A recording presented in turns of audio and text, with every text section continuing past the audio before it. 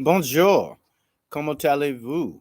This is the Crypto Kid podcast, and today we discuss the Bitcoin boogie to 75,000 US dollars. Happy Wednesday, everyone. It is October 30th, 2024. Tomorrow is Halloween here in the United States. We are 6 days, let me correct myself, 6 days away from the US presidential election of 2024. The markets are just in a very positive, upbeat mood. Market sentiment is very positive and optimistic. And that is because all indicators, all polls show that Donald Trump has a comfortable lead, that not even any questionable behavior that was observed in 2020 can take away this victory from him. Let me just recap for you. If we go back to the day after the vice presidential debate with between J.D. Vance and Tim Walz, independent journalist Carrie Sheffield indicated from her research that Donald Trump had 287 electoral college votes and Kamala Harris had 230 to 235 votes. Last week, Roger Stone and others have been quoted as saying their research now shows that Donald Trump has gained 25 votes, and he now has a total of 312 electoral college votes. And Kamala Harris has lost 15 and has 220 electoral college votes. And that's not going to increase. To demonstrate that the Democrats are desperate, they have employed once again election attorney Mark Elias, who is very brilliant, and he's a good attorney. And they're bracing. I do not expect in Pennsylvania and possibly Georgia, but I doubt right now Georgia is going to be on board for any malicious or ill behavior. But with Pennsylvania, you can't rule it out. At the same time, the courts in Pennsylvania and in Georgia have have Georgia has clearly told the Electoral College that you don't need to certify the vote on January 6, 2025. And Pennsylvania has some laws that are unclear because it's the Senate, not any judge, that can make adjustments via lawsuit from Mark Elias or anybody else, because this is policy. It's not a judge. Like in Pennsylvania, the judge has overstepped their bounds by making election arrangements, accepting mail in ballots. That was not for a judge to do. That has to happen through legislation, and it didn't happen. Mark Elias filed some lawsuits, and the judge ruled in their favor and changed election law, which is out of bounds. But you have a weak Republican dominated Senate in Pennsylvania, and as a result, they have lost people over the last 4 years because they didn't stand up to this tyranny. Nevertheless, it's my belief that Donald Trump is going to win all the swing states. It's going to be a landslide victory in the popular vote. Donald Trump is going to win Nevada, Arizona, um, North Carolina, Georgia, Pennsylvania, Wisconsin, Michigan, and North Carolina. And now, since a lot of Democrats have moved from New York to Florida, they want to say that Florida is in play, but not enough people have moved from New York to Florida to, it's probably a purple state now, but it's still a Republican dominated state. Now they want to say that Donald Trump is not going to even win his own state, which is a lie. He's going to win that. They also have Kamala Harris up in Nevada. I don't know if they're communicating with Martians. They also have Kamala Harris up in Utah once again. I don't know if they've gone to Area 54 and they're talking with aliens, because I have no idea where they're getting their data from because it's highly inaccurate. They're MSNBC, CNN, all of these mainstream media outlets, Times, the New York Times, they're losing credibility. And then they try to get online and they want to get into the online game, and they're way behind because people don't trust them. So, and one of the flaws of Bloomberg and the Wall Street Journal and the New York Times is that if you see a catchy article and you click on it, you don't, many times you don't see who is the media outlet. You don't see that it's the New York Times or it's Bloomberg Reports or it's the Wall Street Journal. So you click on it, and I know with Bloomberg and the New York Times, soon as you click on that article, a pop-up comes up that prevents you from going further unless you subscribe. And that means now you have these notifications spamming your Chrome browser, popping up every 5 minutes, and it's a nuisance. And it doesn't make you want to subscribe to Bloomberg because you just want that article. You don't want all the other rhetoric that the New York Times and Bloomberg have to say. You just want to get to that article, and it shows poor marketing tactics because remember in like 99 2000, that's what was happening is you go to a website, a pop-up would come up, you couldn't do anything until you clicked or you did something. And what Microsoft did is put up pop-up blockers into its operating system to make that decrease. So now it's interesting that mainstream media, legacy media, are using those tactics that were pretty much banned in 1999 2000 because it just really prevented you from it would. And many times you get multiple. Like I remember some sites you get 5 to 13 pop-ups, boom boom boom boom, as soon as you click on the site, and it would freeze up your whole operating system as well as your browser because it would be an overload. And that is why there's spam blockers, and that gets into how Bitcoin um, was the origins of Bitcoin becoming a reality. Is that if you go back, let's go back to the 90s, and I'm at UC Davis, I'm an undergraduate, and I'm studying market socialism. And my mentor and advisor, Dr. John E. Romer, now at Yale University, he he proposed a market where when you're born, you are given an endowment like Social Security of a certain amount of money that is in a stewardship until you turn 18. At 18, you can begin to invest it yourself. And if you did well, you kept all that money and you lived off of it. And if you lost it, oh well, you're in the poorhouse, and the government doesn't owe you anything else like Social Security.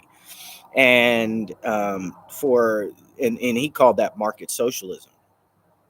In addition to that, to prevent corruption, he also proposed one voter, one vote system. So this is all theory. Let's say 1992, 1995. These are his theories. Then comes along the World Wide Web. We have the internet. We hit 1999, the infancy of the World Wide Web and the internet. And now, when you're going on websites, you're getting not just one pop up, you could get 5 to 13 different pop ups. And so, what pop up ware blockers, the developers of this software, what they did is they pretty much said, hey, from one email can only come one, from one email address can only come one mail. So if one email address sends out more than, let's say, 10 or 20 emails at once, that's considered spamming. So you can only have one email, one vote. Well, that is how we get to blockchain technology, where we have one node, one transaction. So that's the beauty of the security of Bitcoin, Ethereum, which are smart contracts and blockchain technology, is that through secure hash algorithms, the transactions are encrypted, and it makes it extremely difficult, and it makes it economically infeasible to try to hack in to the blockchain and reverse or alter a transaction. So in Bitcoin and blockchain technology, we do not say a blockchain, a node, a transaction, it is impossible to hack into and alter, because given enough computational power and the skill of several computers, the block reward with Bitcoin can be found, and that's how you find it with with a lot of computers and high computing power, maybe cloud computing power. But that could also be used in conjunction with other cloud computing stations to reverse transactions and hack into even the Bitcoin blockchain. And in the early days of Bitcoin, when you only had millions of transactions, I believe that's what occurred. Now we're in the billions of transactions, so it makes it economically infeasible, not impossible to hack into. And so with this blockchain technology, that's where the security is coming from. And as we develop more computational power, it makes it more difficult for malicious actors to hack into the Bitcoin blockchain, the Ethereum blockchain, or any other well established and well developed blockchain. All of this technology, you don't need to fully understand the gibberish that I was just saying. What you need to understand is how political and financial headlines like the presidential election, how the difference between Donald Trump, who is pro Bitcoin cryptocurrency, and relaxed regulations and let the market laissez faire, let the market do it as will, compared to the Biden Harris administration. And it's interesting that if you look at the fake mainstream legacy news media online, it keeps posting every day. Harris making her closing arguments. Well, you have 6 days left. It's too late to make any, like, that ship has sailed. Okay, that train has left the station. The closing arguments train for Kamala Harris has already left the station a couple of weeks ago. So if she didn't get it across by now, it's not going to happen. And the Biden Harris administration has been anti crypto. They've indicted a lot of platforms trading Bitcoin and other cryptocurrencies. And some Bitcoin designers who were designing platforms or software with the intent to trade, they got indicted. Some of these people got indicted. And so the market sentiment is that, hey, Donald Trump, he's a conservative. But he used to be a Democrat and now he's a Republican. He's a finance guy, so he gets it. He understands that there needs to be as little regulation on Bitcoin and cryptocurrencies as possible, and let the market thrive, which will let the economy and the smaller people get involved, because we need middle and working class people, not just institutional investors, hedge fund investors trying to make a lot of money. Then it becomes the same old thing that you see in stock options, like with the California Teachers Retirement Fund, how they can put in $1 billion positions in FANG, whether it's Apple or Amazon stock or Netflix, and they become extreme market makers, swaying. Let's say if they put in a short. And I saw a headline where $170 million in shorts got flushed because Bitcoin is going up, up, up. And that's what we're talking about. So we want to stay positive. It's not being delusional. The bear market people are depressant people who will depress any thriving market.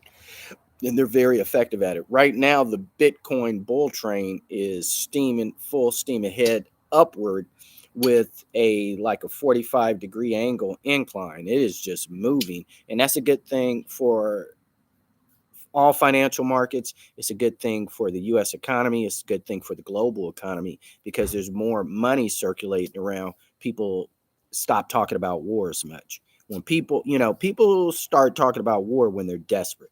So anybody's rumoring a war, these are generally desperate countries that are trying to acquire something from somebody else. Right now, we're in Q4 in the United States. Businesses are booming. Businesses are thriving.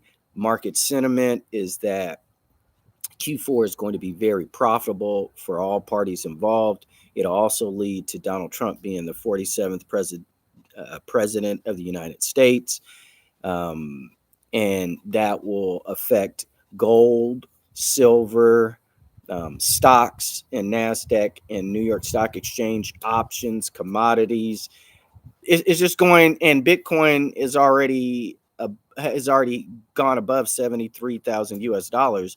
Before the presidential election, it's going to go past 75,000 US dollars, and it will pass 85,000 US dollars soon is the official announcement, which I believe will be 2 to 3 days, November 7th, November 8th, that they will announce that, and Kamala Harris will have to concede that Donald Trump is the winner, both with the Electoral College as well as the popular vote. But as Roger Stone and Steve Bannon have suggested, I believe the Harris campaign, the reason why they employed Mark Elias is to file multiple lawsuits to challenge the popular vote and to have votes struck out. And I believe that the courts are not going to go along with Mark Elias. He's going to file these. He's going to file these. I believe in Wisconsin, Michigan, and Pennsylvania, because that's where they were able to play these games in the past.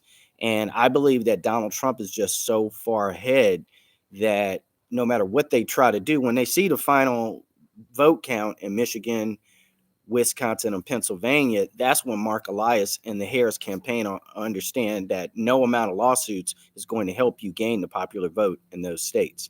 And so they may change up the tactic and go for North Carolina and Georgia. The same thing with North Carolina. It's a heavily Republican state. I don't think it's going to help them there. It's not going to help them in Georgia because 80% of African American men are going to vote for Donald Trump. And since she has disrespected and Kamala Harris has ignored and disrespected most men, I believe that 70 to 80% of all men, and that's why it's going to be a true landslide.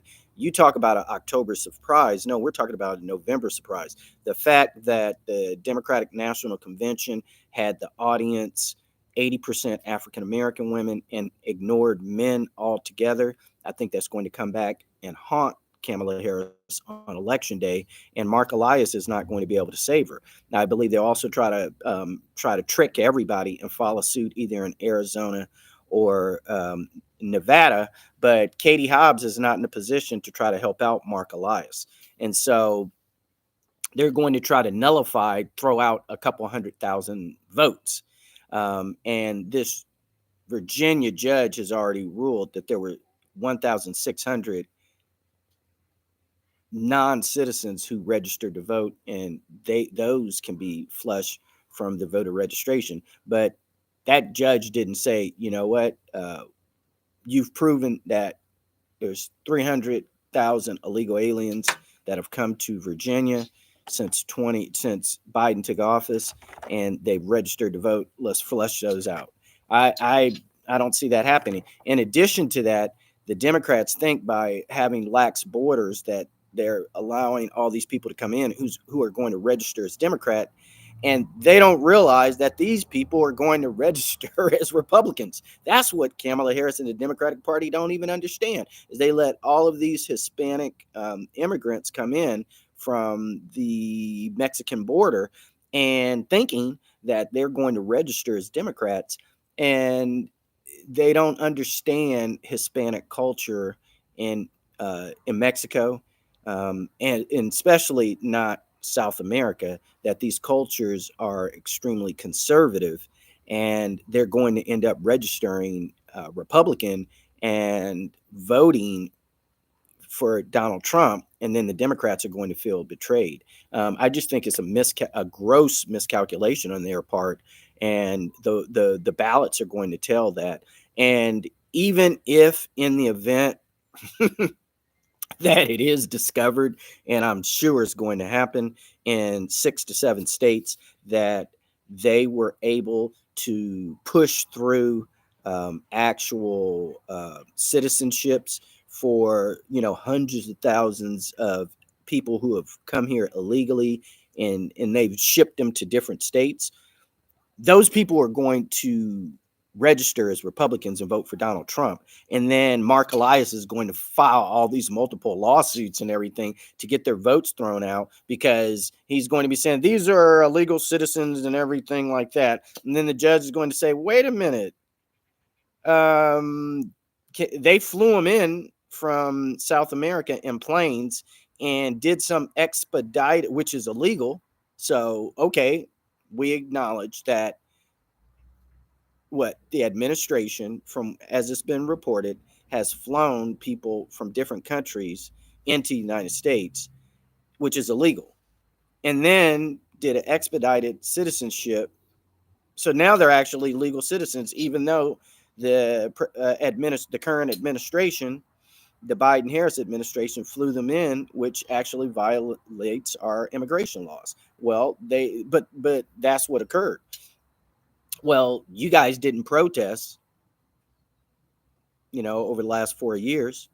And now that these people have actually registered and they voted in favor of Donald Trump, your opponent, well, I'm not going to change that. You guys should have thought about that before you put these people through an expedited citizenship process.